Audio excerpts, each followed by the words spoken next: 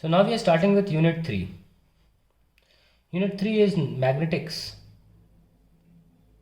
which is divided into 5 parts, that is magnetic effects of current,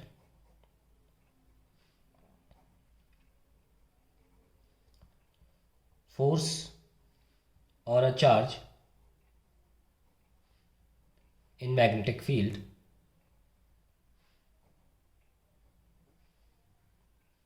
force on a current carrying wire,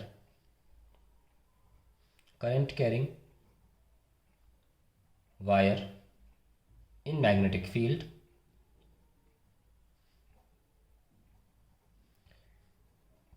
then we have magnetic materials,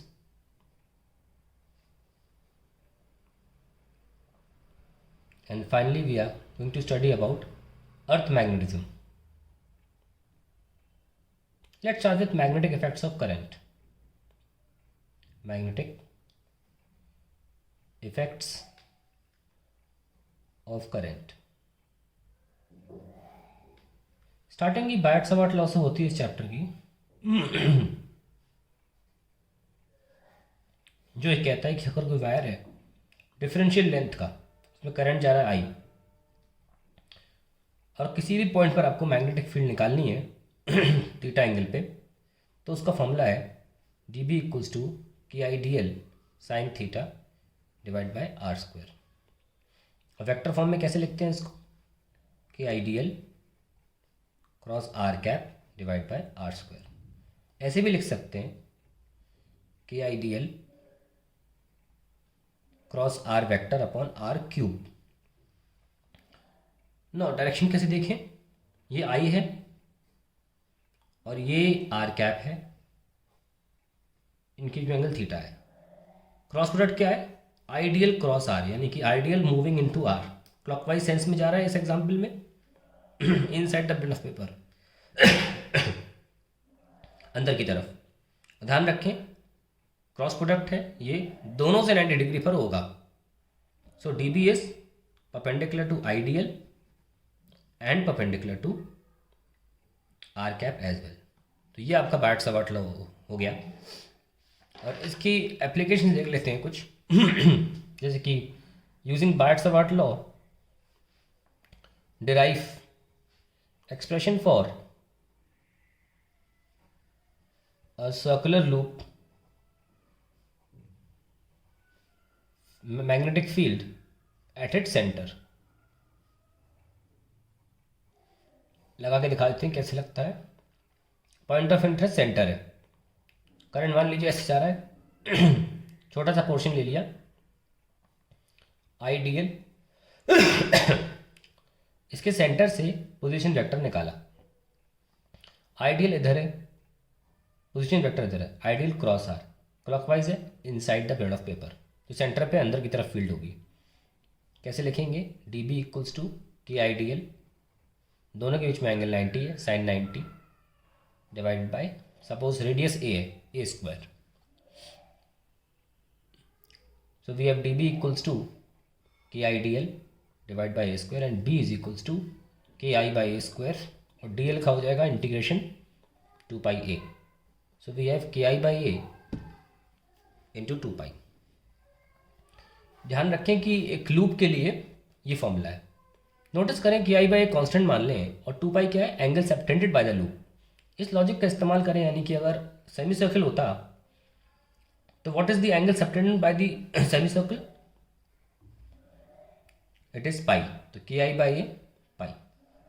अगर quarter होता तो के I by A pi by 2। इसलिए के I by ए को खोना बहुत बड़ी गलती होगी। बहुत लोग इसे ओपन कर देते हैं, मिनट अपॉन 4 पाई लिख देते हैं, फिर 2 पाई कैंसिल हो जाता है। पर ये आप चाहते हो कि सेक्टर देते रहें और आप एंगल तुरंत निकाल दो, तो बेटर रहेगा के को सॉल्व ना करें। ठीक है किसी भी और एंगल पर दे दिया जाए, मान लो pi by 6, you can easily tell the value K I by A into pi by 6। ठीक है ना? क्वेश्चन लेते हैं इस पर, बड़ा इंपॉर्टेंट क्वेश्चन है। जैसे कि सपोज ये सेंटर है और ये वायर है, ऐसे घूम रहा है, और हमें यहाँ पर इन वायर्स की वजह से मैग्नेटिक फील्ड निकालनी है। थीटा एंगल सबटेंड कर रहे हैं सारे। ये क्या हो गया ए, ये 2a, और मान लेते हैं ये रेडियस जो है वो 3 है। ध्यान रखें बार्ट-सावर्ट लॉ में हमने जो पॉइंट लिया था वो थीटा एंगल भी लिया था। अगर वो पॉइंट वायर की लाइन में आता तो थीटा 0 हो जाता, उस लिहाज से डी भी क्या होता 0, क्योंकि साइन 0 0 होता।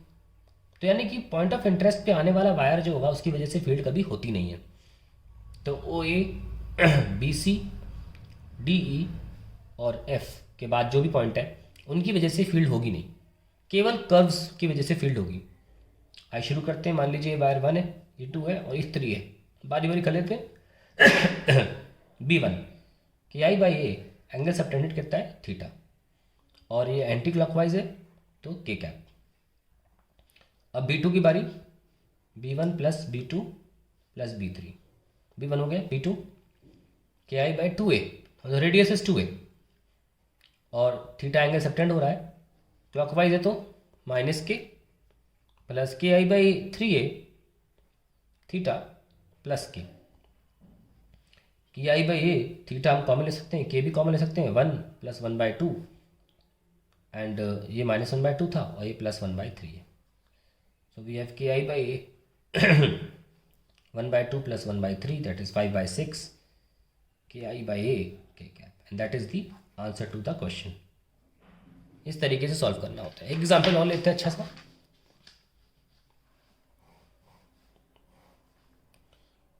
इसके लिए पहले एक थोड़ा सा थ्योरी बता देते हैं कि एक स्ट्रेट वायर के लिए मैग्नेटिक फील्ड जो होती है वह बार्ट-सावर्ट से भी निकाल सकते हैं। लेंदी पड़ता है मेथड, लेकिन होता आंसर तो आ ही जाता है कि आई बाई 2 स्ट्रेट वायर के लिए। और फाइनाइट वायर की बात करें तो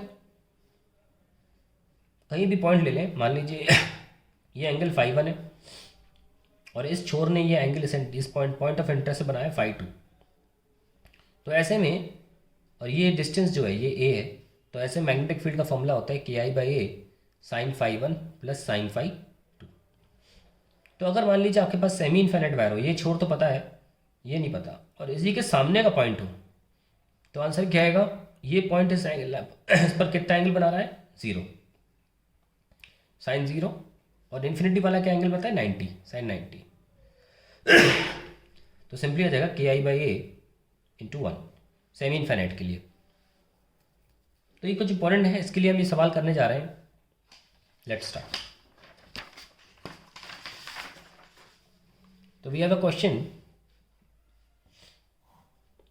कि एक वायर ऐसे आ रहा है इन्फिनिटी से, आई करंट लेता हुआ घूम गया और ऐसे चला गया इन्फिनिटी पर, X axis, Y and Z axis. ध्यान रखना एक्सिस का ध्यान रखना, क्योंकि वो बदल के भी दे सकते हैं, वाई कर दें या एक्स कर दें, ध्यान रखिएगा। नाउ मान लीजिए सेगमेंट 1 है, सेगमेंट 2 है, हमें पॉइंट ऑफ इंटरेस्ट इस सेंटर में सेमी सर्कल है। पहले हम सेगमेंट 1 के लिए निकाल लेते हैं B1 के आई बाई, ये मान लीजिए रेडियस a है, a क्योंकि सेमी इनफाइनाइट वायर है फॉर्मूला लगेगा, पर डायरेक्शन देखनी पड़ेगी। डायरेक्शन देखते हैं, इस एरो को आगे जाने दीजिए, I cross R anti clockwise है तो बाहर की तरफ के कैप। अब बारी आती है दूसरे सेगमेंट की, आंख बंद करके लिख लीजिए के आई बाई पाई, क्यों, क्योंकि एंगल सबटेंडेड कितना है पाई, ये भी एंटी क्लॉकवाइज है, इसका भी क्या आएगा के कैप। अब तीसरा B3 के आई बाई सेमी इनफाइनाइट ये भी है तो सिंपली 1 आएगा, I क्रॉस R ये से जा रहा है, ये क्लॉकवाइज है तो अंदर जाएगा, अंदर कौन सा है नेगेटिव I एक्सिस, 1 माइनस का I, तो कितना हो गया ये B is equals to B1 plus B2 plus B3। So we have K I by A common ले लिया, pi plus 1 into K cap plus sorry minus I cap, that is it. So we can also find out the magnitude निकाल सकते हैं कि I by A square root of pi plus 1 का square plus minus 1 का square, K I by A pi square plus 1 plus 2 pi plus 1। So we have K I by A pi square plus 2 pi plus 2, and that is the answer to the question. अब देखिए कि जैसे हमने बताया कि infinite wire के लिए अगर आप निकालना चाहते हैं बाट सवाट लॉ की मदद से तो बड़ा काफ़ी कॉम्प्लेक्स हो जाता है, कैलकुलस लगती है अच्छी खासी। आंसर आता है K I by A to to. एक और टूल है mathematical tool which helps us to find out, which helps us to determine या evaluate magnetic field easily।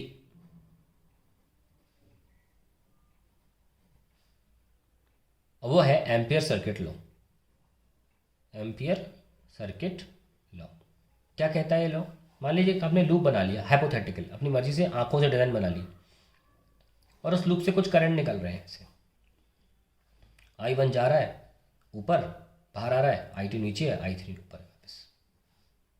तो ऐसे में लूप कोई भी शेप हो सकता है। पार्ट सवाटी ने कहा कि इस लूप के क्लोज्ड पाथ में इंटीग्रेशन अगर किया जाए बी डॉट डी एल, तो वो म्यू नॉट जो कि इस रीजन की परमेबिलिटी होगी टाइम्स कितना भी करंट इस लूप को क्रॉस कर रहा है उसके बराबर होगा। यानी कि I1 प्लस I3 और नीचे जाने वाला माइनस में I2। ये बायट सवाट लॉ है। अल्टीमेटली लूप क्लोज्ड है, ठीक है, और चाहे आप इसको किसी भी शेप का बनाएं, लेकिन ये अल्टीमेटली आंसर हमें सर्कुलर ही देगा। इसलिए हम बेटर है सर्कुलर पाथ ही ले लें। सपोज हमारे करंट जा रहा है I और हमें यहाँ पर मैग्नेटिक फील्ड निकालनी, तो हम इसको लेकर एक एम्पीरियन लूप बना लेते हैं, क्योंकि एम्पियर का लॉ है तो एम्पीरियन लूप। हम टेढ़ा मेढ़ा बना सकते थे, फिर भी आंसर सेम आएगा हमारा, ध्यान रखना। तो हमने सर्कुलर ही बना लिया, इजी होगा कैलकुलेट करना। बी डॉट डी एल इस म्यू नॉट, कितना करंट जा रहा है? केवल एक I। अब देखिए पाथ भी कैसा है? सर्कुलर, और मैग्नेटिक फील्ड भी सर्कुलर ही होती है राइट हैंड थंब रूल से, है ना। तो दोनों के बीच में एंगल कितना? 0 हो गया। और एक पर्टिकुलर डिस्टेंस पर तो बी सेम ही होगी, तो बी बाहर आ सकता है, कांस्टेंट है। डी एल का क्या होगा? अगर रेडियस ए ले लें तो 2 pi A mu not I, तो कितना आ गया? Mu naught upon 2 pi I by A multiply by 2, यहाँ मल्टीप्लाई बाई 2 कितना आया? Mu naught upon 4 pi K I by A into 2। So we have K I by A into 2। ये हमारा answer आ गया। देखिए वो पहले भी आ रहा था, लेकिन आप डेरिवेशन अगर देखेंगे मेरे चैनल पे देख सकते हैं आप, लेंदी वायर के लिए डेरिवेशन, तो आपको बहुत लंबा लगेगा और ये बहुत सही है।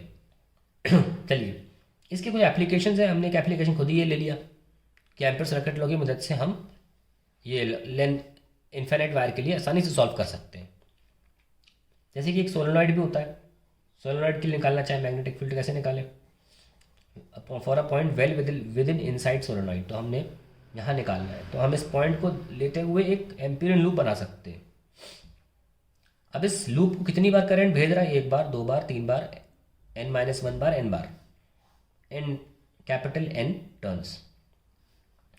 तो मान लीजिए ये लूप था, कितनी बार जा रहा है अंदर? 1 बार, 2 बार, 3 बार, है ना। ऐसे मैं कह रहा हूँ जितनी बार भी गया वो काउंट होगा ना।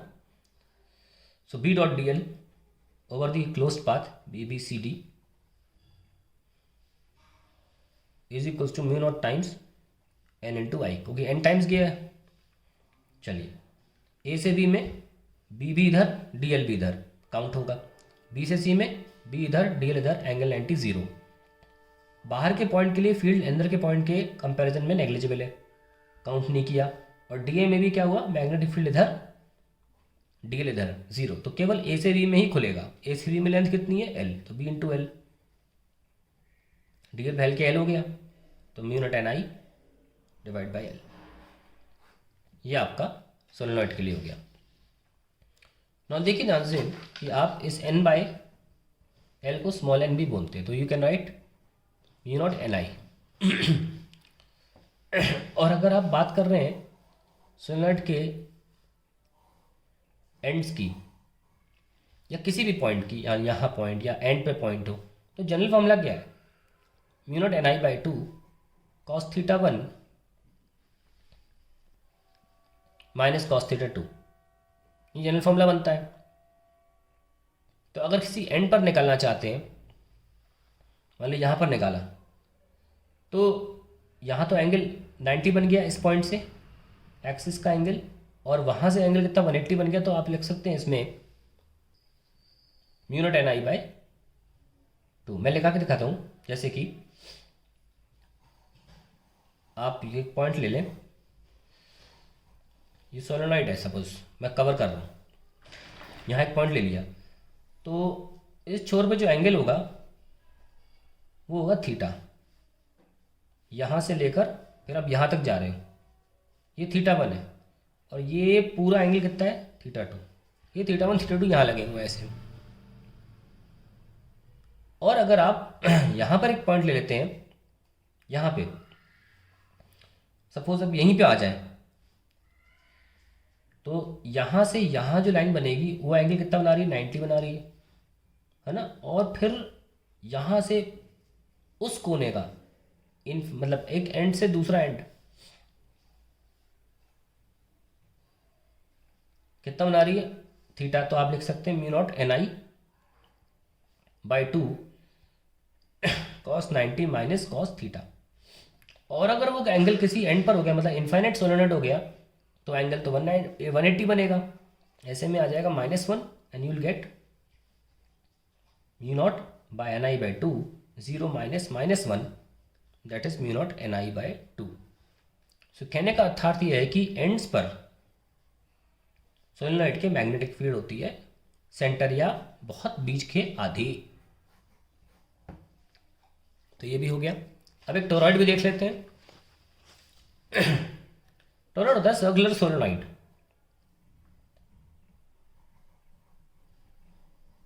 ऐसा कुछ, इसका बाहर का रेडियस ए ले लें, अंदर का बी ले लें, तो मध्य का हो जाएगा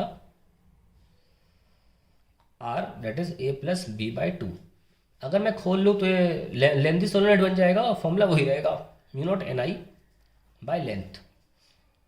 यहाँ लेंथ कितनी होगी 2 pi R, where R is this. तो ये टोरॉइड के लिए बेसिक फॉर्मूले पूछा थे बोर्ड एग्जाम में, मैं लिख दिए।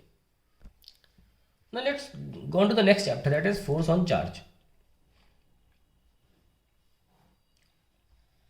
एक डेरिवेशन रह गया है, जैसे कि लूप के एक्सिस पे, सॉरी यहाँ पर एक छोटा सा एलिमेंट ले लें आइडियल, यहाँ पे ये आपका एलिमेंट हो गया और ये आइडियल है इधर की तरफ।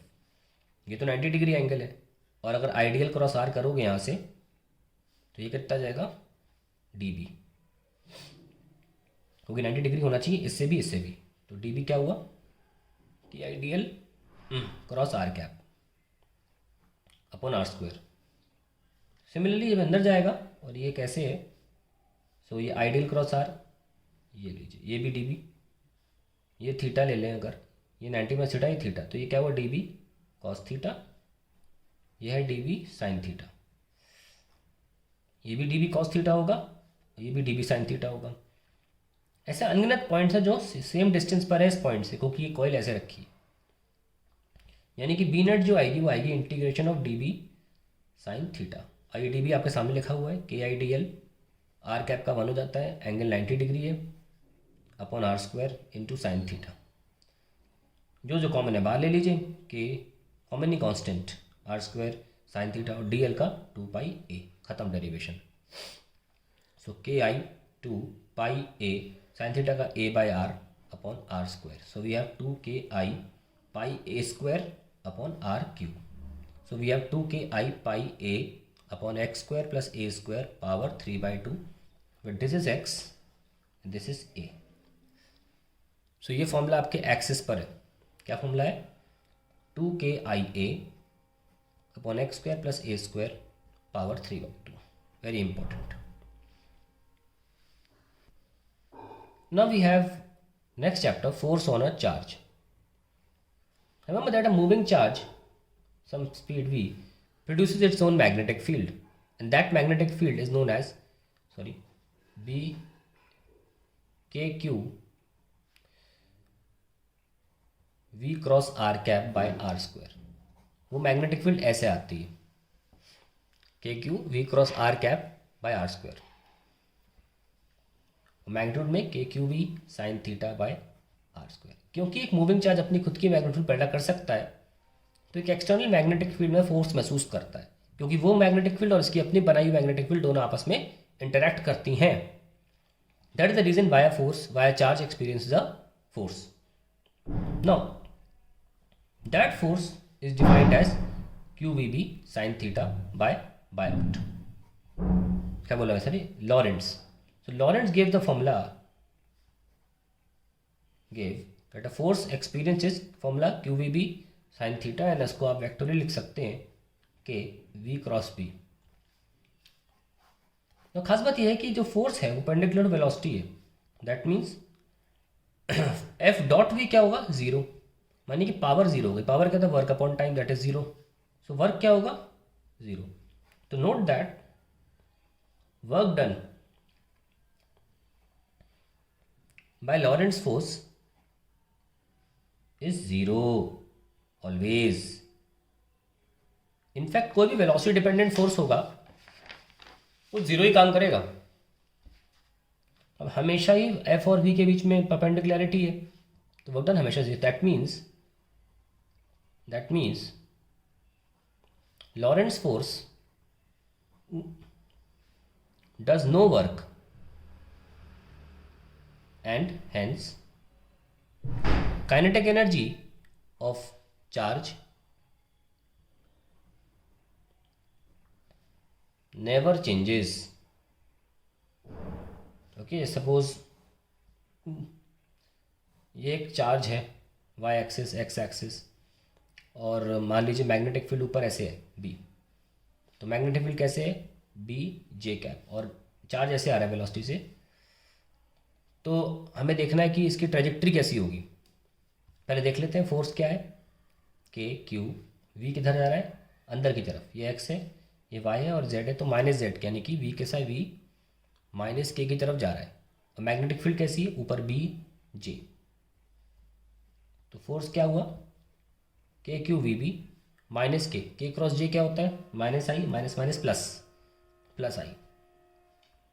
तो जाने के बाद ऐसे घूम के वापस आ जाएगा ये. लेकिन इसकी इतने रीजन में सर्कुलर ट्रेजेक्ट्री होगी, क्योंकि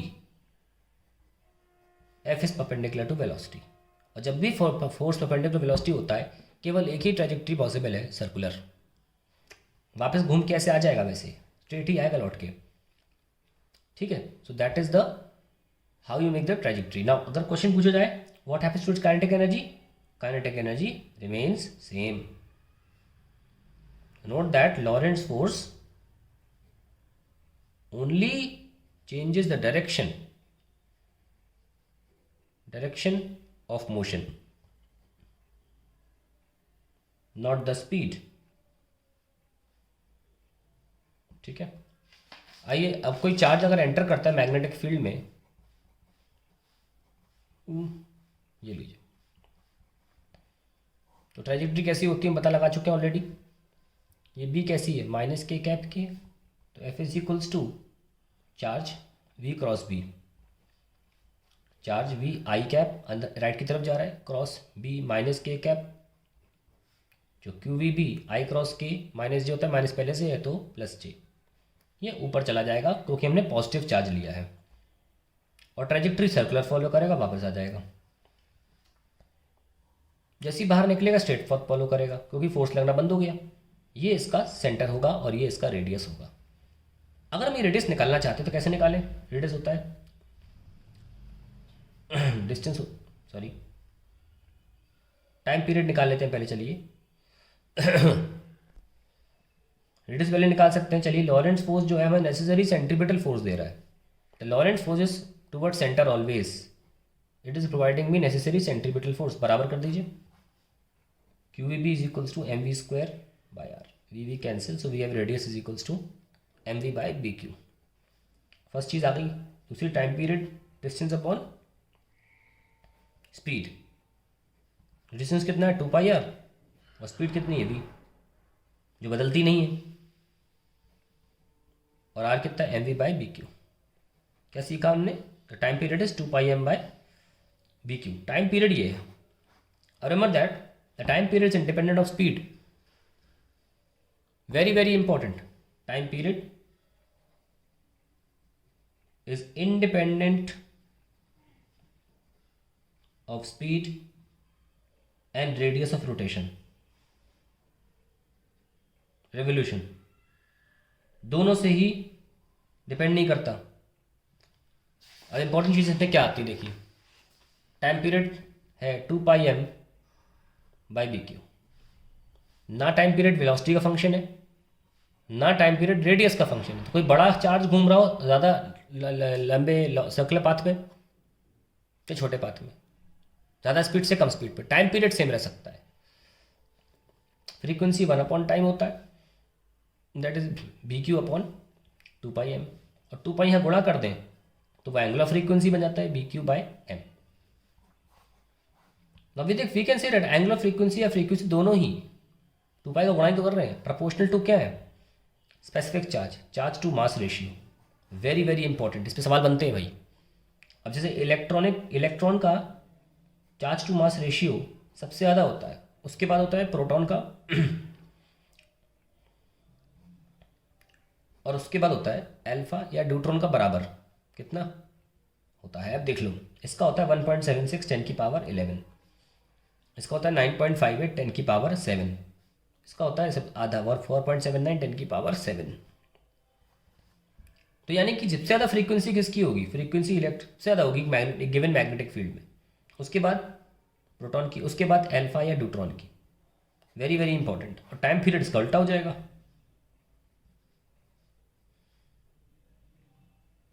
ये बहुत इंपॉर्टेंट है, ठीक है। अब हम रेडियस का भी देख लेते हैं, कुछ लॉजिक बन रहा हो। mv/bq, अगर मोमेंटम सेम होता है, कैपिटल P/bq, मोमेंटम सेम है, तो फिर अगर चार्ज सेम है तो दोनों का रेडियस सेम रहेगा, यानी कि रेडियस ऑफ इलेक्ट्रॉन और radius of proton will be same if momentum is same. लेकिन अगर मोमेंटम सेम नहीं है, सिर्फ स्पीड सेम है, तो enter magnetic field eight same speed. मान लो ये प्रोटॉन एंटर कर रहा है और एक इलेक्ट्रॉन एंटर कर रहा है। प्रोटॉन का तो निकाला था हमने भी एंट्री,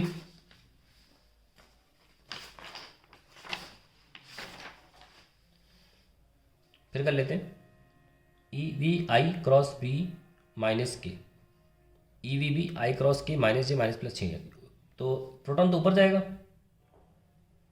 और इलेक्ट्रॉन नीचे आएगा। मान लो इलेक्ट्रॉन यहाँ से एंटर कर, जगह नहीं है ना, यहाँ से एंटर करता है, उसको नीचे आना पड़ेगा। कितना नीचे आना पड़ेगा? रेडियस देख लो, अगर स्पीड सेम है तो, मोमेंटम सेम नहीं है, स्पीड सेम है, तो m/bq मान लो प्रोटॉन के लिए, और इलेक्ट्रॉन के लिए m इलेक्ट्रॉन v/bq।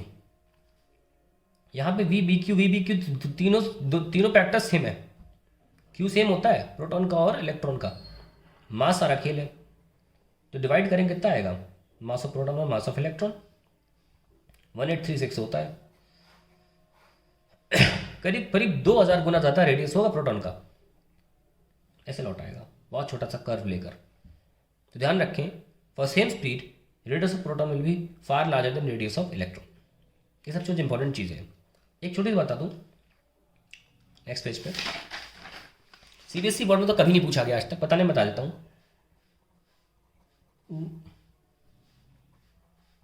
जिस भी एंगल से पार्टीशन जो मैग्नेटिक फील्ड है एंटर करता है कोई चार्ज, एग्जैक्टली उतने ही एंगल का वो डिविएशन भी करता है या सबटेंड करता है उतना एंगल सेंटर पे। कितने एंगल पर एंटर किया? 90। कितना सबटेंड किया? 180। अगर उसका डबल कह रहा हूँ, तो अगर मान लीजिए कोई चार्ज 60 डिग्री पे एंटर कर रहा है, ये देखो 60 डिग्री पार्टीशन से, तो वह ऐसे घूम कैसे बाहर आ जाएगा। और जब उसके सर्कुलर पाथ का जब किसी तरह बनाया जाएगा एक सेंटर, तो ये एंगल 120 होगा डबल। तो ये ध्यान रखें कि जो एंगल यहाँ पर होता है हमेशा ये वाला एंगल 2 थीटा होता है इसका, अगर ये थीटा है तो। बोर्ड में कभी नहीं पूछा गया आज तक, ये बस बता रहा हूँ, एक ही पॉइंट बताना था, उसमें टाइम वेस्ट नहीं होता। अब देखते हैं, मेरा charge enters a magnetic field at an angle theta with the magnetic field. Suppose हमारी मैग्नेटिक फील्ड ऐसे है एक रीजन में, और चार्ज जो है वो मान लो यहाँ थोड़ा शिफ्ट कर देते हैं एरो को। चार्ज अब 90 डिग्री पे एंटर नहीं कर रहा है, जैसे यहाँ 90 डिग्री पे एंटर करता है, अंदर थी फील्ड और आई कैप में हम चार्ज डाल रहे थे, 90 डिग्री एंगल था। हम उसी प्लेन में किसी एंगल पर चार्ज को भेज देते हैं, ऐसे वेलोसिटी पे एंगल थीटा बना रहा है, ये मैग्नेटिक फील्ड है। तो चार्ज की जो नॉर्मल कंपोनेंट होगा वी एन, वो तो अभी भी 90 डिग्री बना रहा है, और एक चार्ज का बेस कंपोनेंट वी बी वो मैग्नेटिक फील्ड के साथ है। तो नॉर्मल कंपोनेंट में तो पता है सर्कुलर ट्रेजेक्ट्री होती है, चार्ज घूम जाएगा, चार्ज गोल गोल घूमने लगेगा, ठीक है। लेकिन बेस कंपोनेंट जो है वो उसको उठाएगा ऊपर, तो यानी कि बेस कंपोनेंट से ऊपर उठा रहा है, hence we get a helical path. Helix बोलते हैं या स्पाइरल बोलते हैं या हेलिकल बोलते हैं। So when ever a charge is entering a magnetic field eight an angle with the magnetic field, ये नाम आपको ऑप्शंस में हो सकते हैं। और अगर हम इसके बारे में निकालें तो नोटिस करिए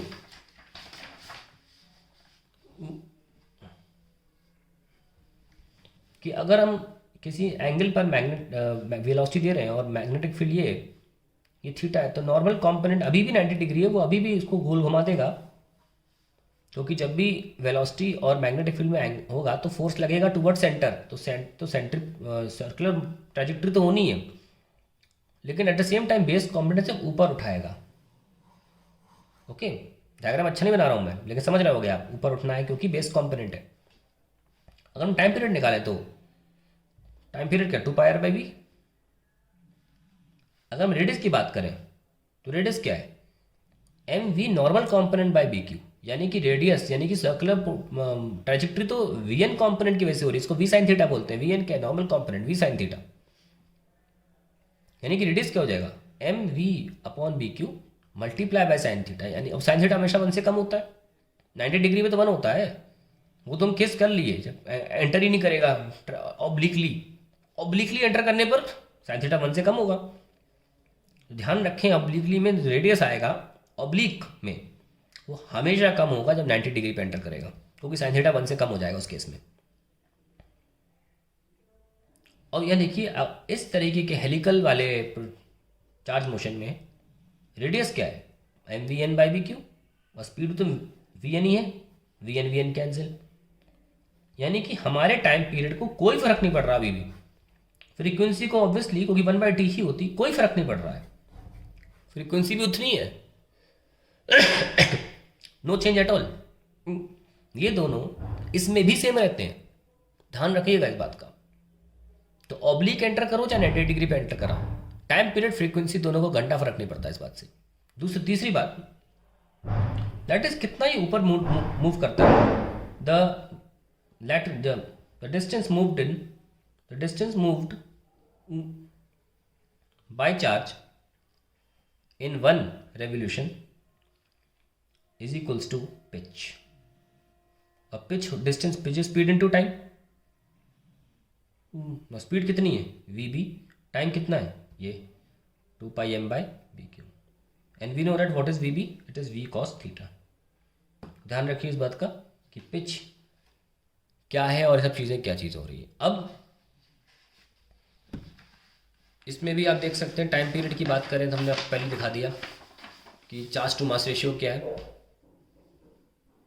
अगर रेडियस की बात करें चार्ज टू मास रेशियो में किसी को भी ले ले, M V by B Q, okay, so R is equals to V upon B Q by M, और चार्ज टू मास रेशियो फिर आ गए यहाँ पे, so R is equals to V upon B S.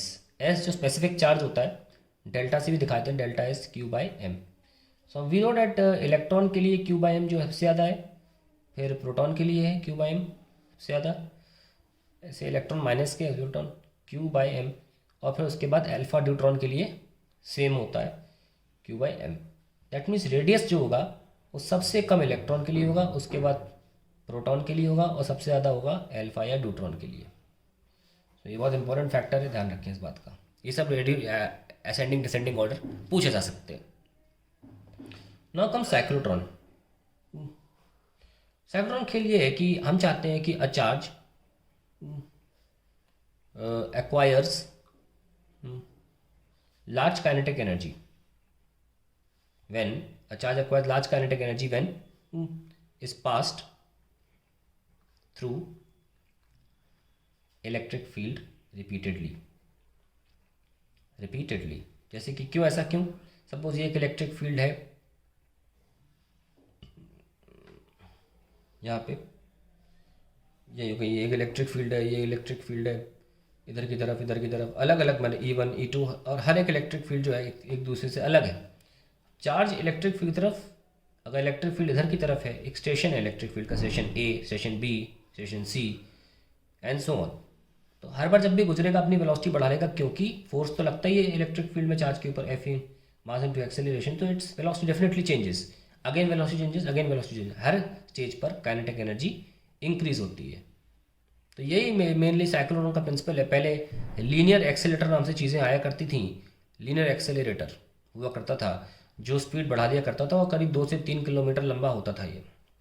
पर लिविंगस्टोन आए, उन्होंने cyclotron बनाने का ये काम तो 10 सेंटीमीटर में के 60 सेंटीमीटर 1 मीटर के बीच में हो सकता है। तो उन्होंने बोला कि गोल गोल घुमा दो ना, ऐसे लंबे में क्यों घुमा रहे हो, चाहे तो गोल गोल घुमा दो, बार बार उसी इलेक्ट्रिक फील्ड से निकाल दो। तो कंस्ट्रक्शन देखिए, एक डी लो मेटेलिक चैम्बर और एक और डी लो मेटेलिक चैम्बर, इसको एक ऑल्टरनेटिंग वोल्टेज सोर्स से लगा दो, तो क्या करेगा, पहले कभी इसको प्लस कर देगा और एक नियमित टाइम के बाद इसको प्लस कर देगा। अभी तो खैर पहली साइकिल में माइनस है। फिर मैग्नेटिक फील्ड ले लो, और मैग्नेटिक फील्ड जो होगी केवल डीज में होगी, गैप्स में नहीं होगी, डी के इस रीजन में मैग्नेटिक फील्ड नहीं होनी चाहिए। ठीक है, ऐसे मैग्नेटिक फील्ड लगा दी। अब मान लीजिए हमने चार्ज यहाँ बीच में छोड़ दिया, प्लस चार्ज है, आएगा माइनस की तरफ, ये आया माइनस की तरफ चार्ज। जैसे ही चार्ज मूव किया, enters the magnetic field at some velocity, और हमारे फोर्स को क्या चाहिए लगने के लिए, वेलोसिटी तो चाहिए। वो किसी वेलोसिटी से अंदर आया इस डी के, और जैसे ही अंदर आया सर्कुलर ट्रेजेक्ट्री करेगा, सेमी सर्कुलर करेगा, क्योंकि 90 डिग्री पे एंटर कर रहा है। तो यहाँ से यहाँ तक क्या किया, चार्ज काइनेटिक एनर्जी गेन किया इस पूरे गैप के आधे रीजन में। फिर उसी वेलोसिटी से जिससे एंटर किया, क्योंकि वेलोसिटी चेंज तो होती नहीं है, स्पीड चेंज नहीं होती, सॉरी डायरेक्शन चेंज होता है, तो उसी स्पीड से सर्कुलर मोशन करा और फिर से इस पूरे रास्ते में इसने अपनी काइनेटिक एनर्जी गेन करी, क्योंकि ये इकलौता रीजन है जहाँ इलेक्ट्रिक फील्ड है प्लस से माइनस, ये इकलौता रीजन है जहाँ इलेक्ट्रिक फील्ड है। और जैसे ही चार्ज पार्टिकल यहाँ आता है, क्योंकि ये प्लस है, इस फ्रीक्वेंसी को इसके सेमी सर्कल के टाइम पीरियड से मैच होना पड़ेगा तुरंत, this should change to negative, at once this should change to negative. अब ये नेगेटिव हो जाना चाहिए, पॉजिटिव होना चाहिए, यानी कि the frequency of oscillator should match with frequency of charge, with frequency of charge revolution। ठीक है, तो जैसे यहाँ चार्ज यहाँ पे आएगा तो फिर एक्सेलेरेट करेगा, कोई पॉजिटिव चार्ज है प्लस से माइनस की तरफ आएगा। यहाँ आते आते उसकी स्पीड बढ़ चुकी है, और रेडियस क्या होता है, mv/bq। स्पीड बढ़ेगी तो रेडियस बढ़ेगा, तब बड़े रेडियस में जाएगा। तो पहले ऑब्वियसली छोटा रेडियस हो चुका है, बड़े रेडियस में जाएगा, और फिर यहाँ पे माइनस आ जाएगा, फिर ऐसे बड़े रेडियस में जाएगा। तो एक गोल गोल घूमता रहेगा और हर बार अपनी काइनेटिक एनर्जी को बढ़ाता रहेगा, क्योंकि बीच में इलेक्ट्रिक फील्ड है।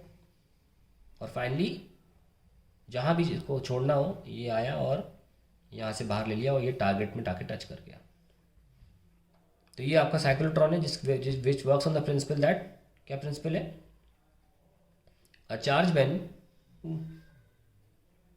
Repeatedly passed through electric field gains kinetic energy. इसका यूज़ कहाँ है, इन न्यूक्लियर रिएक्शंस, यहाँ मेनली यूज़ है, और बहुत जगह पे जहाँ भी हाई स्पीड चार्जेस चाहिए होते हैं वहाँ वहाँ में से यूज़ करते हैं साइक्लोट्रॉन को। ठीक है, तो साइक्लोट्रॉन की टाइम पीरियड कैसे निकालें, सब कुछ बिल्कुल सेम है, डिस्टेंस 2πr/v, कोई चेंजेस नहीं है, mv/bq जो पहले किया था वो अभी भी करना है, सॉरी वेलोसिटी से काटा नहीं मैंने, ये लीजिए। तो आपका कोई भी आंसर चेंज नहीं होगा। और ध्यान रखना कि kinetic energy is gained twice in one revolution, 2 bar kinetic energy gain होती है एक रेवोल्यूशन में साइक्लोट्रॉन में। Now let's start with force on a current carrying wire. Current wire लिख लें, जो कि थर्ड चैप्टर है। सी सपोज मैं क्लैम्प कर दूं स्प्रिंग से एक वायर को और करंट भेज दूं यहाँ किसी बैटरी मैकेनिज्म से, और मान लीजिए मैंने मैग्नेटिक फील्ड ऐसे दे दी, तो लॉरेंस ने बोला है कि force is experienced by the wire when placed in magnetic field. देखिए हर चीज़ का डेरिवेशन है, ILB का भी डेरिवेशन होता है जो फोर्स हम लिखने वाले हैं, कि लॉरेंस ने फॉर्मूला दिया है इसका। मैं यहाँ पे छोटे में सब कुछ रिवाइज कराना चाहता हूँ, दिखाना चाहता हूँ कि क्या चीज़ें हैं। डेरिवेशन देखना है चैनल पे जाके लेक्चर वीडियो देखिए लंबा सा। अभी हम आपको रिवाइज कराना चाह रहे हैं, याद दिलाना चाह रहे हैं क्या चीज़ें हैं। तो हम देखते हैं इस डेरिवेशन में कि वायर कहाँ जाएगा। वायर तो ये है, तो आई को हमने राइट साइड भेजा आई कैप, और बी को कहाँ भेजा नीचे -J, तो ILB आई क्रॉस जे क्या होता है K, और माइनस लगा तो -K। दैट मीन्स ये वायर जो है ये अंदर की तरफ जाएगा, ये फोर्स लगा इसको, टेढ़ा हो जाएगा ये स्प्रिंग, है ना, इस तरीके से हो जाएगा, पीछे जाएगा ये। नोट दैट कि अगर हम क्रॉस प्रोडक्ट को खोलें ILB साइन थीटा, थीटा अगर 0 हुआ और 180 हुआ तो फोर्स एक्सपीरियंस नहीं होगा बाय दी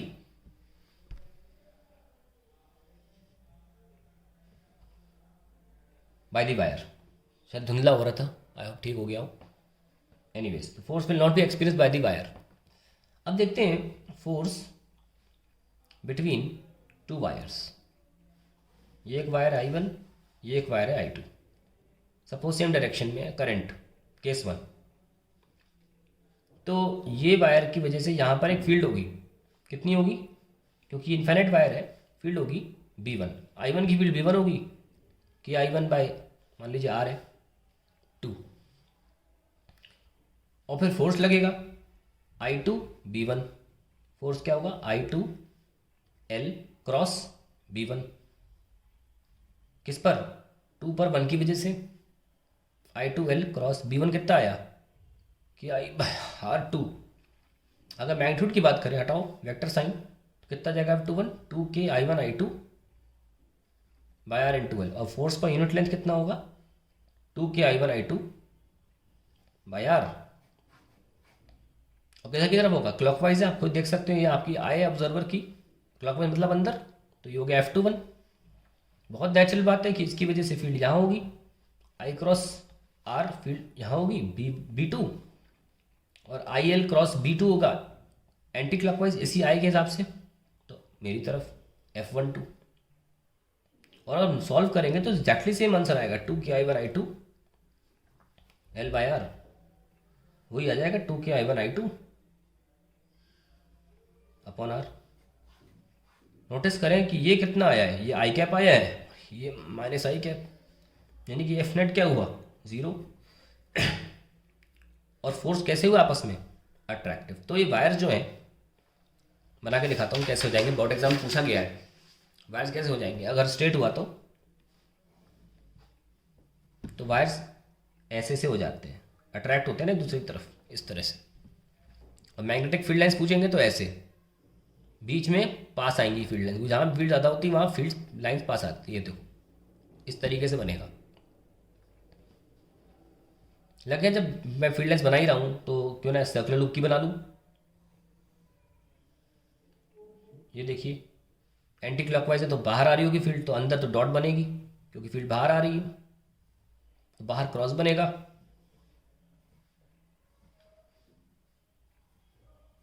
इस तरीके से अगर आपको फील्ड लाइंस दिखानी है तो ऐसे, अगर मैं ऐसे बना रहा हूँ एंटी क्लॉकवाइज है ये, इस तरीके से बनता रहेगा। तो हमें दिखा दिया कि दो वायर्स के बीच में अट्रैक्टिव फोर्स होता है अगर डायरेक्शन सेम हो। डायरेक्शन अगर रिपल्सिव अपोजिट हो तो रिपल्सिव होगा, फॉर्मूला वही रहेगा 2K I1 I2 selected length upon R। This is R, this is I1, this is I2, कोई पर्टिकुलर लेंथ L, फॉर्मूला वही रहेगा। लेकिन ये है कि ये रिपल्सिव होगा, तो अपोजिट में रिपल्सिव होगा, सेम में अट्रैक्टिव होगा। आइए आगे देखते हैं। एक बात ध्यान रखें, अगर मैग्नेटिक फील्ड में आपने क्लोज्ड लूप रख दिया किसी भी शेप का, इस पर फोर्स हमेशा जीरो होगा। डेरिवेशन में ना जाए, करना है मेरे चैनल पे जाके देख लें डेरिवेशन, लेकिन ध्यान रखें क्लोज्ड लूप अगर है तो उस पर नेट फोर्स हमेशा जीरो होगा। मान लीजिए क्लोज्ड लूप ले लिया, आपको मैग्नेटिक फील्ड दे दी, नेट फोर्स जीरो होगा। शेप कोई भी हो फर्क नहीं पड़ता, बंद है तो जीरो आएगा answer. Now let's talk about behaviour of magnetic a current behavior of a current carrying loop in magnetic field। Suppose मेरा एक लूप है, मैंने बंद कर दिया इसको, बिहेवियर ओके, और टेढ़ा टेढ़ा रखा है, ये इसका नॉर्मल है ताकि दिखे कि मैग्नेटिक फील्ड कैसी है, तो इसके बीच में एंगल थीटा है, ये भी नॉर्मल है, normal P normal Q, magnetic field ऐसे, ये भी थीटा है। हमेशा नॉर्मल और मैग्नेटिक फील्ड के बीच में स्टैंडर्ड बात है कि लिया जाता है थीटा एंगल, ये 90 डिग्री बन रहा है। तो कॉइल थोड़ी टेढ़ी रखिए, इस तरीके से रखिए कॉइल, ऐसे नहीं है, ऐसे नहीं है, बीच में ऐसे रख दी। अब क्योंकि ये बंद है तो नेट फोर्स उस पर जीरो ही आना है। इस ए बी सी डी, इस वाले पर फोर्स ऊपर आएगा, इस वाले फोर्स नीचे आएगा, इस वाले फोर्स ऐसे आएगा, इस वाले फोर्स अंदर होगा, नेट फोर्स जीरो हो गया। अब देखो ये जो फोर्स है सेम लाइन ऑफ एक्शन में काम कर रहे हैं, तो इनकी वजह से टॉर्क भी नहीं होगा, पर इन दोनों फोर्सेस के बीच में गैप है, टॉर्क आ जाएगा। ठीक है, तो अगर आप नोटिस करें कि ये कैसे दिखेंगे, अगर मैं एडी लाइन को फ्रंट व्यू में दिखा रहा हूँ, ये एडी है फ्रंट व्यू में, तो ये फोर्स ऐसे होगा एफ किस लाइन पे, ए बी पे, ओके, और ये फोर्स होगा डी सी सी डी पे। आप देख सकते हैं इन दोनों फोर्स, अगर आपको समझ में नहीं आ रहा कि ऐसे क्या, प्लीज़ जाके लेक्चर देख लीजिए एक बार, इसका मूविंग कॉइल का बिहेवियर आपको क्लियर हो जाएगा। लेकिन अभी ध्यान रखिए टॉर्क का एक्सप्रेशन निकाले जा रहे हैं कि क्योंकि फोर्स बराबर हैं और एक पर्टिकुलर दूरी पर है, अगर ये लेंथ ब्रेथ ऑफ कॉइल के बराबर थी तो ये कितना हो जाएगा, बी साइन थीटा, ओके, क्योंकि हमने ये एंगल क्या लिया था नॉर्मल का, इससे ये थीटा लिया था, ओके। अगर आप तोड़ दें तो ये 90 बाई थीटा, 90 बाई थीटा, तो थीटा के सामने वाला बी साइन थीटा होता है, तो टॉर्क आ गया फोर्स इनटू कोई भी फोर्स ले लीजिए into B sine theta. Now remember that we have to answer that question behaviour. So a coil rotates in magnetic field, magnetic field, ये बिहेवियर था कि उसको टॉर्क एक्सपीरियंस होता है। So wherever a coil is in magnetic field it experiences a torque. तो torque क्या आ जाएगा, इसका खोलिए, I L length B into B sine theta, क्योंकि ये फोर्स तो एडी लाइन पे लग रहा है ना, ए बी ब्रांच पे, जो कि लेंथ एल के बराबर है, तो लिख लेंगे I into L B into B sine theta. और अगर नंबर ऑफ टर्न्स इस पे एन ले लें तो ultimately N I length into breadth is area of the coil B sine theta. अब देखते टॉर्क मैक्सिमम किस सिचुएशन में लगेगा, when theta equals to 90 degree, यानी कि जब कॉइल बिल्कुल ऐसे होगी, एरिया वेक्टर इधर होगा, एरिया वेक्टर, और मैग्नेटिक फील्ड होगी इधर, तो ऐसे में 90 डिग्री एंगल होगा। इस वक्त मैक्सिमम टॉर्क लगेगा कॉइल के ऊपर, हल्का सा मूव कराना है बस, हल्का सा मूव करा है, टॉर्क मस्त लगेगा।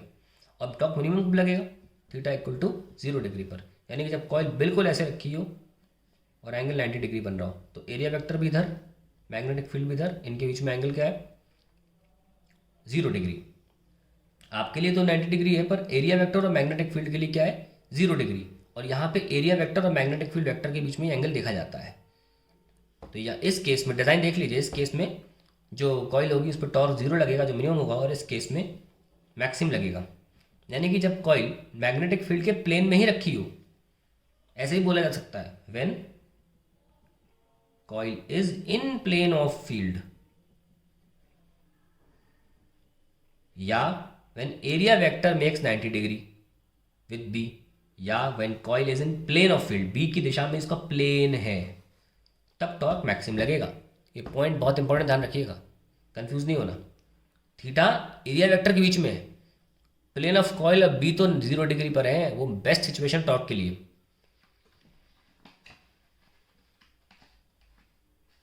आइए देखते हैं यहाँ पे,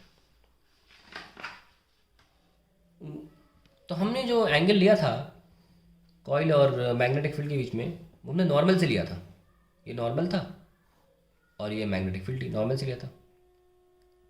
है ना। लेकिन कई बार हम क्या करते हैं, एंगल अल्फा प्लेन से ले लेते हैं, और अक्सर मूविंग कॉइल गैल्वेनोमीटर के केस में काफ़ी बुक्स या एंगल जो होती है प्लेन से लेती है। ठीक है, आप नोटिस करेंगे थीटा प्लस अल्फा 90 डिग्री है, तो थीटा कितना है 90 माइनस अल्फा, तो टॉर्क क्या हो जाएगा, आई एल बी एन लगा लो साइन थीटा, एल बी को एरिया लिख लेते हैं, साइन थीटा की 90 माइनस अल्फा, तो टॉर्क फिर डेफिनेशन हो जाएगी एन आई ए कॉस अल्फा। बी लिखना भूल गया हूँ मैं, ये लीजिए। अब ध्यान रखें आई इंटू ए क्वांटिटी बहुत इंपॉर्टेंट होती है, इसे बोलते हैं मैग्नेटिक मोमेंट ऑफ कॉइल, और ये वेक्टर क्वांटिटी है एम, उसको वेक्टर डायरेक्शन कहाँ से मिलती है, एरिया वेक्टर, तो यानी कि डायरेक्शन एरिया की तो एम की भी है, magnetic moment of the coil, तो टॉर्क क्या हो जाएगा एन एम क्रॉस बी, अगर हम साइन थीटा ले रहे हैं। अदरवाइज मूविंग कॉइल गैल्वेनोमीटर की बात करेंगे तो आएगा एन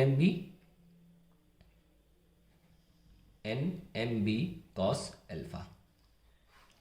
वैसे अगर आप आई लिखना चाहते हैं तो टॉर्क ऐसे रटा भी आता है, बिना साइन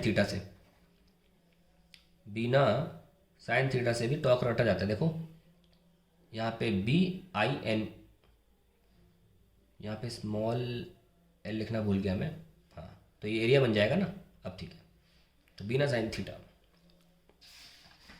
तो ये लॉजिक चलता है मूविंग कॉइल गैल्वेनोमीटर में। अब मूविंग कॉइल गैल्वेनोमीटर में क्या कॉइल होती है, ऐसी घूम रही होती है, रखी होती है राउंड शेप मैग्नेट के बीच में, रेडियल मैग्नेटिक फील्ड यूज़ की जाती है, लटकी होती है किसी वायर से, उसको वायर को बोलते हैं फॉस्फर ब्रॉन्ज। अब जब ये ट्विस्ट होती है, जब ये घूमती है, कोई करंट है इसमें, current carrying coil experiences torque in magnetic field, यही तो आंसर था, what is the behaviour of coil in magnetic field, current carrying coil experiences torque. जब घूमेगी तो ये वायर ट्विस्ट होगा तो इस वायर के अंदर ट्विस्टिंग की वजह से गांठें बनेंगी, उसका अपना टॉर्क डेवलप होगा, तो रिस्टोरिंग टॉर्क जो है, मतलब क्योंकि वो टॉर्क जो वायर में तब्दील हो रहा है वो इस ट्विस्ट को रोकना चाह रहा है, तो we call it just like spring, we call ना, दबाते हैं तो बोलते हैं restoring force developed in spring. Similarly restoring torque develops when coil rotates.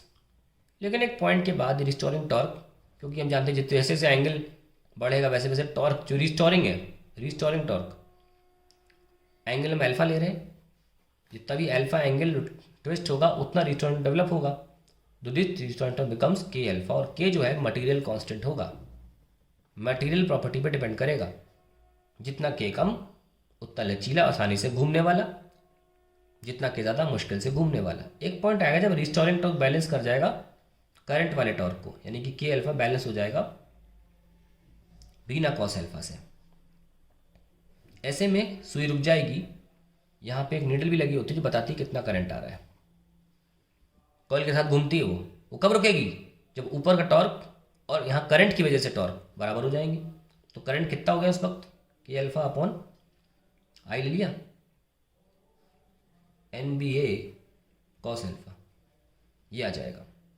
और ये जो के बाय एन बी है इसको बोलते हैं गैल्वेनोमीटर कांस्टेंट। तो हमारा करंट तो आ गया, इसमें प्रॉब्लम है, आई आ गया जी अल्फा बाय कॉस अल्फा, हम कोई लीनियर स्केल नहीं बना पा रहे क्योंकि अल्फा 5 डिग्री है तो कॉस 5 डिग्री कुछ और वैल्यू आएगी, एक प्रॉपर स्केल नहीं बना पाएंगे हम अगर ये कॉस अल्फा नहीं हटता है, तो हमें कॉस अल्फा हटाना है। और कॉस अल्फा है क्या actually, cos alpha is the cos of the alpha या cos of the angle between the magnetic field and the plane of the coil. So if I am taking a radial magnetic field, उससे एक फ़ायदा ये होता है कि coil किसी भी ओरिएंटेशन में हो, किसी भी वक्त मैग्नेटिक फील्ड उसके प्लेन से पैरेलल ही होगी। जो ऊपर फॉस्फोब्रोंस वायर है उस पर तो गांठें अल्फा की वजह से बनी रही हैं, उसका कोई मतलब नहीं, ये अल्फा और ये अल्फा का फिजिकल मीनिंग बहुत अलग है। ये अल्फा वो है जो गांठें बन जितना ट्विस्ट हो रहा है वायर, और ये अल्फा वो काउंट हो रहा है जो कॉइल और मैग्नेटिक फील्ड के बीच में है। अगर हम रेडियल मैग्नेटिक फील्ड लेते हैं तो कोई भी ओरिएंटेशन में हमेशा मैग्नेटिक फील्ड कॉइल से पैरेलल ही होगी, तो अल्फा हमेशा जीरो रीड होता रहेगा कॉस अल्फा वाला, तो G alpha by cos zero finally हमें एक लीनियर स्केल आई की प्रोपोर्शनैलिटी ट्विस्ट से मिल जाएगी, और जी तो कांस्टेंट है ही, और आसानी से हम स्केल बना पाएंगे। तो रेडियल मैग्नेटिक फील्ड का फ़ायदा क्या है? To be able to construct a linear scale. एक और फायदा ये है कि अगर आप रेडियल मैग्नेटिक फील्ड लेते हो तो कॉइल के पास मैग्नेटिक फील्ड की इंटेंसिटी बड़ी मिलेगी, क्योंकि देखिए यहाँ पर फील्ड लाइन्स थोड़ी दूर है और यहाँ पास में है, तो जहाँ कॉइल है वहाँ पे फील्ड की इंटेंसिटी ज़्यादा रहेगी। तो इसका मतलब हमें रेडियल मैग्नेटिक फील्ड के दो फायदे हैं: intensify magnetic field eight core. Now हम जो कॉइल लेते हैं, जो भी हम कॉइल लेते हैं, सपोज ये कॉइल है, उसको हम कवर करते हैं सॉफ्ट आयरन से। उससे क्या फ़ायदा होता है देख लीजिए। करंट क्या है? जी अल्फा, या बोलते के बाय एन बी ए अल्फा। अब देखिए नया वर्ड आ रहा है, करंट सेंसिटिविटी। क्या होता है ये? Alpha by I, deflection produced per unit current, यही होता है करंट सेंसिटिविटी। इसकी यूनिट क्या होती है? डिविजन्स पर एम्प, नॉट रेडियन, डिविजन्स पर एम्प। ये अल्फा डिवीजन के रूप में कहना जाता है। अगर आप अल्फा बाय आई को देखें तो आपका फॉर्मूला क्या बन के आ रहा है? एन बी ए बाई के। यानी करंट सेंसिटिविटी कुछ फैक्टर्स पर डिपेंड करती है, वो है एन बी ए और आई। बेहतर होता है कि कोई भी आपका इंस्ट्रूमेंट जो गैल्वेनोमीटर है वो ज़्यादा सेंसिटिव हो, उसके लिए बी क्या होना चाहिए? ज़्यादा। तो इसीलिए हम एक सॉफ्ट आयरन या फेरोमैग्नेटिक मटेरियल यूज़ करते हैं जो सारी मैग्नेटिक फील्ड को अपनी तरफ खींचते हैं, और यहाँ हमें ज़्यादा मैग्नेटिक फील्ड मिलती है, इसकी वजह से सेंसिटिविटी मैग्नेटर की बढ़ती है। अगर हम रेडियल मैग्नेटिक फील्ड ना लें, सॉरी अगर हम ये मैग्नेट ना लें तो बहुत सी फील्ड लाइन्स जो हो सकती हैं वो थोड़ी सी मिस हो जाएंगी, इस कॉइल को ना मिल पाए शायद। तो दोनों फैक्टर्स, एक तो रेडियल मैग्नेटिक फील्ड ली हमने, उससे लाइंस पास में आई, ऊपर से सॉफ्ट आयरन कोर भी ले लिया। सॉफ्ट आयरन जो हमारा मटेरियल होता है, इसका परमिटिविटी बहुत ज़्यादा है, वो सारी मैग्नेटिक फील्ड आपकी तरफ खींच लेता है। दोनों मिलके क्या कर रहे हैं? बहुत अच्छी मैग्नेटिक फील्ड बीच में दे रहे हैं, इस तरह से करंट सेंसिटिविटी काफ़ी ज़्यादा बढ़ रही है। तो that is all about this galvanometer. अब सेंसिटिविटी भी और बात कर लेते हैं कि किन फैक्टर्स पे डिपेंड करेगी। जैसे कि हमें देखा करंट सेंसिटिविटी का फॉर्मूला क्या है? एन बी ए बाई के। आप एन और ए नहीं बढ़ा सकते, क्योंकि एन और ए बढ़ाने से क्या होगा? वायर लंबी हो जाएगी। एरिया बढ़ाने से क्या होगा? गैल्वेनोमीटर थोड़ा भारी भरकम हो जाएगा, बल्कि हो जाएगा। नंबर ऑफ टर्न्स बढ़ाने से क्या होगा? वायर लंबी हो जाएगी, जो रेजिस्टेंस के बढ़ने का खतरा है। करंट सेंसिटिविटी को नहीं है, पर वही चीज़ वोल्टेज सेंसिटिव नुकसान दे जाएगी, क्योंकि वोल्टेज सेंसिटिविटी क्या होता है? Current sensitivity divided by resistance, C S by R. तो अगर आपने नंबर ऑफ टर्न्स बढ़ाए और उससे रेजिस्टेंस बढ़ गई और किसी ऐसे फैक्टर से बढ़ी जो एन को डोमिनेट कर जाएगा, तो उल्टा वोल्टेज सेंसिटिविटी घट जाएगी। तो बेटर होता है कि करंट सेंसिटिविटी बढ़ानी हो तो आप बी और के की मदद से बढ़ाएं। अब बी तो बढ़ाने का तरीका बता दिया हमने आपको, सॉफ्ट आयरन कोर लीजिए। बी बढ़ाने का तरीका क्या है? सॉफ्ट आयरन कोर यूज़ करो और रेडियल मैग्नेटिक फील्ड यूज़ करो। के बढ़ाने का क्या फ़ायदा है? के कैसे घटाते हैं? सॉरी, तो बढ़ेगी भाई। के घटाने का तरीका है फॉस्फर ब्रॉन्ज मेटल ही लीजिए, मटेरियल लीजिए, मटेरियल लीजिए, क्योंकि इसका के बहुत कम होता है और कंडक्टिंग भी होता है। ये दो फैक्टर्स हैं इसकी वजह से हम फॉस्फर ब्रॉन्ज को चुनते हैं। क्यों चुनते हैं? करंट सेंसिटिविटी को बढ़ाने के लिए, और इसको वोल्टेज सेंसिटिव से फायदा है। ये कुछ इंपॉर्टेंट चीज़ें हैं। Now let's talk about conversion of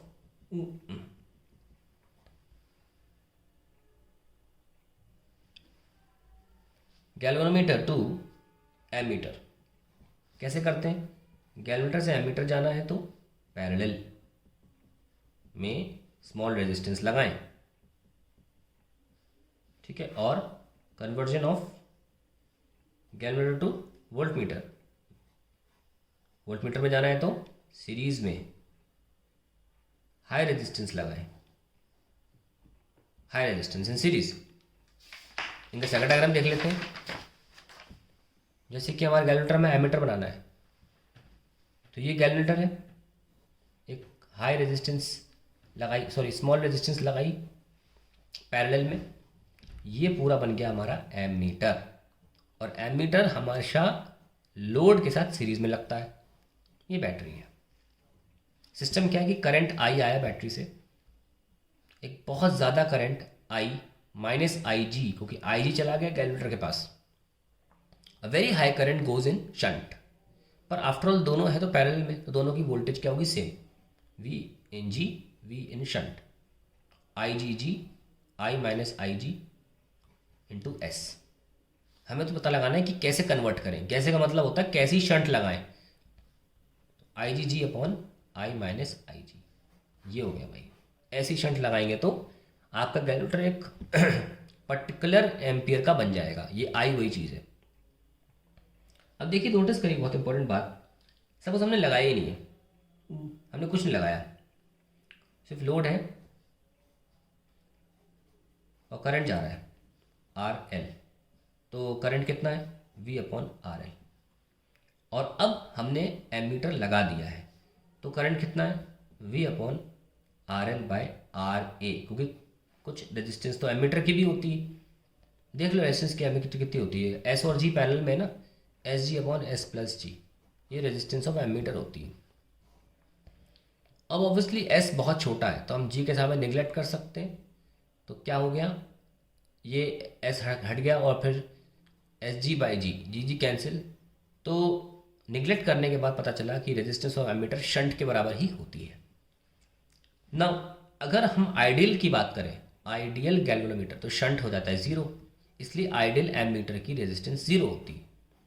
पर यहाँ जो बात चल रही है वो आइडियल की बात नहीं चल रही, एक्चुअल है आई डैश। आप देख सकते हैं डिनोमिनेटर में आर ए क्वांटिटी बढ़ गई है, तो आई डैश क्या होगा, कम होगा।